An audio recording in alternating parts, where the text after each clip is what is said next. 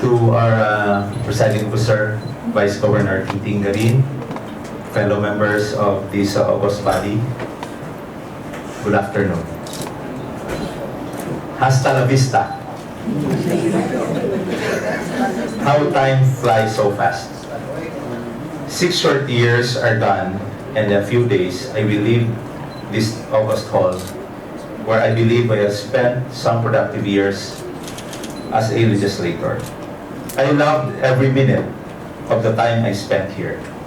I am proud to be called a member of the Sangguniang and be called honorable because we have always conducted ourselves as honorable members, treating each other with dignity and as equals despite having differing opinions and opposing positions sometimes. Collectively, I can say without fear of contradiction that we probably among the better Sangguniang in the whole country. Maybe of this province of Iloilo, that conducted its sessions in the best tradition of legislators. In the 6 years of my representation, I have never experienced a session where tempers flared that bordered violence and filibustering. We should congratulate each other for such a decorum and be proud of our title, honorable. In the course of my tenure as a member of this Sangguniang, I have introduced legislations that have positively impacted the Committees on Human Resources and General Services and Accounts, to which I chaired. I also have somehow contributed to the welfare of the youth and the sports. I am, however, happier that my passion for farming, agriculture, and countryside development was also given prominence. I believe I have introduced some resolutions and ordinances that have helped our farmers improve their lives and livelihood. Hopefully, by God's grace, I have impacted to the lives of our fellow Ilonggos. As I return to my beloved hometown, I will forever treasure the experience of being a member of this legislature. I will apply the lessons learned here to guide the local Sangguniang so that we can accelerate local development and do more for our people.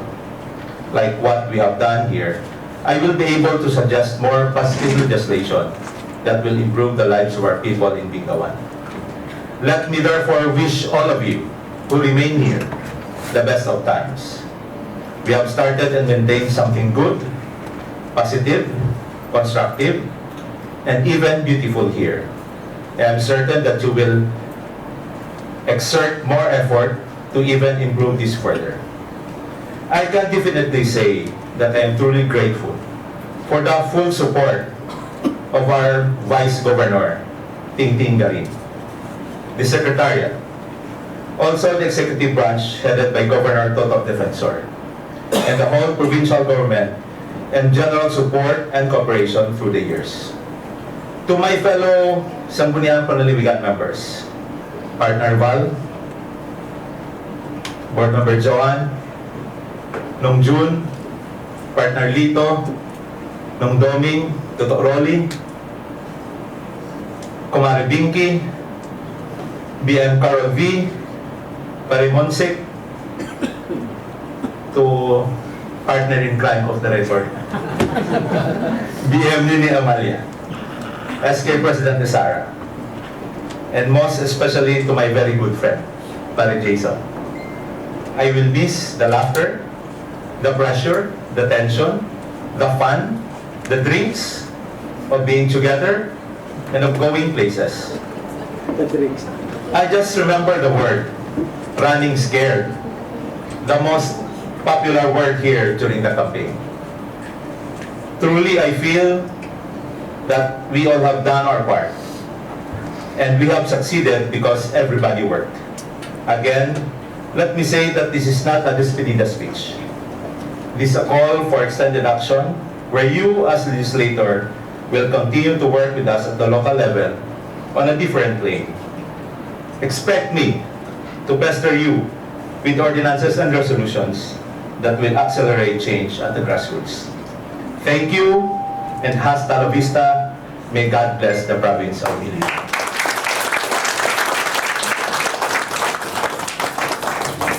Thank you, for Mayor Matt Palabrica.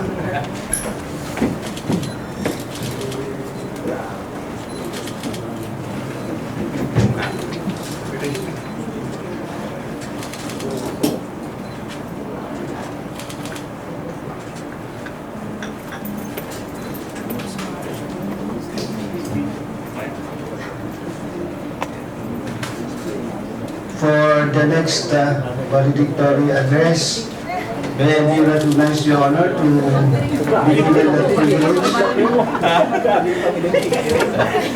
privilege?